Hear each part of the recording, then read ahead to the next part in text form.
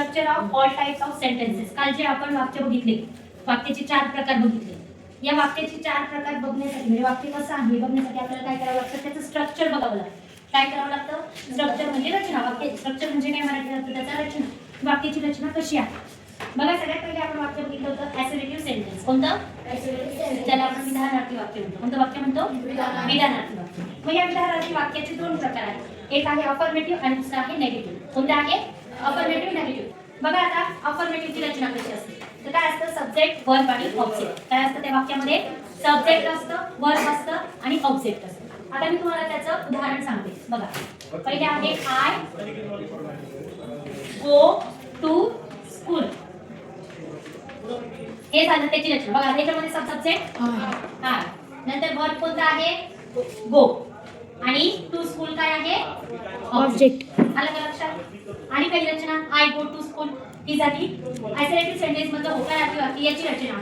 आता पुढे काय आहे? नेगेटिव्ह वाक्याची रचना कशी असते बघा. नेगेटिव्ह वाक्यामध्ये सब्जेक्ट असतो, त्याच्यानंतर हेल्पिंग वर्ब असतं, त्याच्यानंतर काय असतं? नॉट असतं आणि वर्ब नंतर ऑब्जेक्ट. बघा negative verb I M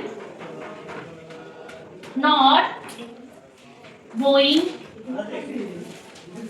to school. बघा त्याच्यामध्ये सब्जेक्ट कोणता आहे? आय. हेल्पिंग वर्ब कोणता आहे? एम. त्याच्यानंतर नॉटचं नॉट, त्याच्यानंतर वर्ब कोणता आहे? गोइंग, आणि टू स्कूल काय झालं? कळलं का? ही झाली ॲसर्टिव्ह सेंटेन्सची रचना. आता दुसरा आहे इम्पेरेटिव्ह सेंटेन्स. कोणतं?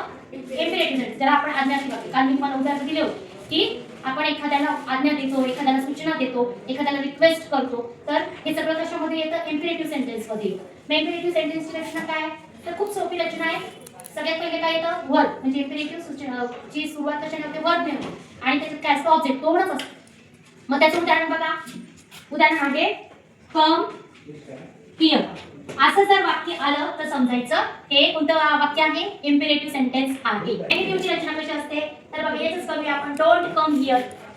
काय रचना आहे? Don't come here. बघा डोंट आलं का? कम काय? वर्ब आहे, आणि ऑब्जेक्ट कोणतं आहे? हिअर. कळलं का? ही झाली इम्पेरेटिव्ह सेंटेन्स मधल्या नेगेटिव्ह वाक्याची रचना. बघा हे आता इंट्रागेटिव्ह सेंटेन्स म्हणजे आपण त्याला प्रश्नार्थक वाक्य म्हणतो. कोणते वाक्य म्हणतो? प्रश्नार्थक. आता त्याच्यामध्ये पण 2 प्रकार आहेत. प्रश्नार्थक वाक्य 2 प्रकारचे असतात. कोणते असतात? तर व्हर्बल क्वेश्चन म्हणजे येस नो टाइप क्वेश्चन. म्हणजे डू यू लाईक फ्रुट्स असा प्रश्न विचारला. Do you like fruits? तुम्हाला फळं आवडतात का? तर तुम्ही काय उत्तर देतात? हो किंवा नाही. ज्याला नाही आवडत तू नाही म्हण, आणि ज्याला आवडतं तू येस म्हण, हो म्हण. मग या ज्या आहे ना याला म्हणतात व्हर्बल क्वेश्चन. काय म्हणतात? येस नो उत्तर येत असेल त्याला काय म्हणायचं? Verbal question. आणि मग त्याचे पण 2 प्रकार आहेत व्हर्बल क्वेश्चनचे. एक अफर्मेटिव्ह आहे आणि एक नेगेटिव्ह आहे. मग त्याची रचना कशी असते तर बघा हेल्पिंग वर्ब ने सुरुवात होते. तर बघा उदाहरण बघा.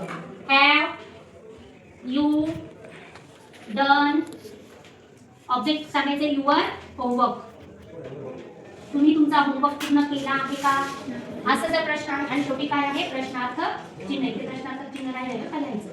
मग इथे प्रश्नार्थक चिन्ह म्हणजे बघा व्हर्बल क्वेश्चनची सुरुवात कशी असते तर हेल्पिंग वर्ब ने. आता हे हॅव हेल्पिंग वर्ब ऐकले. बघ हेल्पिंग वर्ब सांगितले have, is, are, was, were, had, have, has. Okay हे सगळे आहे हेल्पिंग वर्ब आहे. मग हॅव ने सुरुवात झाली की नाही? त्याच्यानंतर काय आलं? सब्जेक्ट. यू आला की नाही? सब्जेक्ट. त्याच्यानंतर काय? वर्ब कोणता आहे? डन. डू चं काय झालंय? डन झालंय. क्रियापदाचं 3रं रूप आलेलं आहे done. Do, did, done. Okay त्याच्यानंतर ऑब्जेक्ट आलाय होमवर्क, युअर होमवर्क आणि क्वेश्चन. आलं का? नेगेटिव्ह सेंटेन्सची रचना कशी असते तर बघा त्याच्यामध्ये फक्त ऍड काय झालेलं आहे? नॉट. मग आता हेच वाक्य आपण करूया. हे झालं इंट्रागेटिव्ह सेंटेन्स मध्ये येस नो टाइपचे प्रश्न. कळलं का? आता दुसरा प्रकार काय आहे की ज्याची सुरुवात जी आहे WH ने. कशाने होते? WH म्हणजे WH वर्ड जे आहेत व्हॉट, व्हेन, वेअर, विच हे झाले प्रश्न विचारण्याचे जे शब्द आहेत WH चे. त्याच्यानंतर आता बघा त्याचं उदाहरण बघूया आपण. काय रचना आहे त्याची? WH word plus helping verb plus subject plus verb plus object आणि क्वेश्चन मार्क. आता आपण साधा नेहमीच आपला प्रश्न घेऊया. या पद्धतीने WH वर्डची रचना असते. WH वर्ड क्वेश्चनची रचना आहे. आता एक्सक्लेमेटरी सेंटेन्सची रचना कशी असते? उद्गारवाचक वाक्याची रचना. उद्गारवाचक वाक्य हे 2 प्रकारचे असतात. किती प्रकारचे? 2. एक त्याची सुरुवात हाऊने झालेली असते किंवा व्हॉटने झालेली असते. मग हाऊने ज्या वाक्याची सुरुवात झालेली आहे त्याची रचना कशी असते तर हाऊ असतो सगळ्यात पहिले. त्याच्यानंतर ऍडजेक्टिव्ह असतं, त्याच्यानंतर सब्जेक्ट असतो, वर्ब असतं, ऑब्जेक्ट सब्जेक्ट आणि नंतर शेवटी एक्सक्लेमेशन मार्क म्हणजे उद्गारवाचक चिन्ह असतं. आता त्याचं उदाहरण बघूया आपण. How beautiful it is. किती सुंदर आहे ते असं म्हणतो की नाही आपण. हे झालं WH म्हणजे हाऊनी सुरुवात झाली. आणि व्हॉट मध्ये काय असतं बघा. तर व्हॉट सेकंड काय सांगितलंय ए किंवा एन. आता मी इथे अ वापरते. काय वापरते अ. What a. आता हे काय ऍडजेक्टिव्ह आहे. आता मी एखाद्या मुलाबद्दलच सांगते. तुम्हाला सांगायचं की आपल्या वर्गातला एक मुलगा आहे जो हुशार आहे. तुम्ही मी काय सांगाल व्हॉट अ क्लेवर. काय सांगाल आलं का क्लेवर. ऍडजेक्टिव्ह आले का इथे क्लेवर. हां व्हॉट अ क्लेवर. आता नाउन मी इथे नाव देते what a clever boy. Noun आलं का. हां आता सब बॉय कोण आहे तो कोण मुलगा हुशार आहे मी सांगते. तर मी सांगते समजा संग्राम बघ आणि exclamation mark. What a clever boy Sangram is. Sangram किती हुशार मुलगा आहे असं आपण त्याचं या वाक्याची रचना आपण करू शकतो. आता तुम्ही म्हणताल मॅडम मग इथे पण हाऊनी आणि व्हॉटनी सुरुवात झाली आहे इथे पण आणि व्हॉटनी सुरुवात झालेली आहे इथे. मग थोडीचा फरक काय काय फरक आहे मला कोण सांगतो बरं. इंट्रॅक्टिव्ह सेंटेन्स आहे का एक्सक्लेमेटरी सेंटेन्स आहे सांगा बरं तुम्ही. खूप सोपं आहे. फरक ओळखायचा. इथे पण व्हॉटनी सुरुवात झाली इथे पण व्हॉटनी सुरुवात झालेली आहे. पण याच्यामध्ये शेवटी काय आलेलं आहे कोणतं चिन्ह आहे प्रश्नचिन्ह आहे. आणि इथे काय आहे उद्गारवाचक चिन्ह आहे. त्याच्यानंतर आणखी फरक लक्षात घ्यायचा. इथे हेल्पिंग वर्ब असतं आलेलं. काय असतं आणि इथे काय असतं ऍडजेक्टिव्ह आलेलं असतं. काय आलेलं असतं एवढा फरक लक्षात घ्यायचा.